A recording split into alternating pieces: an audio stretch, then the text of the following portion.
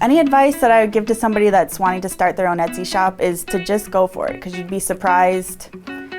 People will find your stuff and people will buy your stuff. I'd say first thing you want to do is get some good pictures of your merchandise, stuff that's clear and readable. You don't want too much crazy background happening. I think the stuff that makes it to the front page is always done on a white background. I try not to, because that's really boring. Get it out there. It's not hard. It's 20 cents per listing on Etsy. That's what they take. So it's not like you're going to be losing any money. You know, if anything, you'll be surprised by what you actually make. So with the Etsy shop, I set up my week to have every day you're kind of doing something different with it, but I try to have one photo shoot a week because the more you're entering into Etsy, the more you stay relevant, the more people keep finding your shop. If you kind of let it stay dormant for a little bit, which I did when I first started, people aren't finding you as much because you're not really keeping that kind of relevancy with it. So I make sure to have one photo shoot, and it's always just with my girlfriends. We either shoot in here during the winter time with our lights, or when it's nice out, we'll go outside and kind of make a day of it. The rest of my week is based around editing those photos.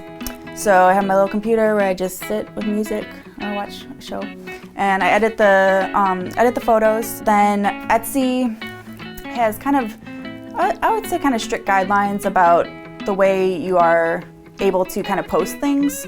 So I'm always looking for the photos that kind of show the garments the best, and you have to write these crazy long descriptions that kind of, there's like a page that you have to fill out for each item.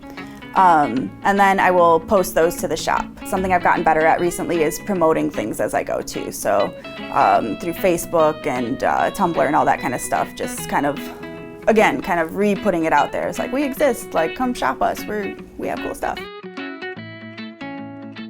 Another thing I've learned through Etsy is you don't want to just post everything you shot at one time.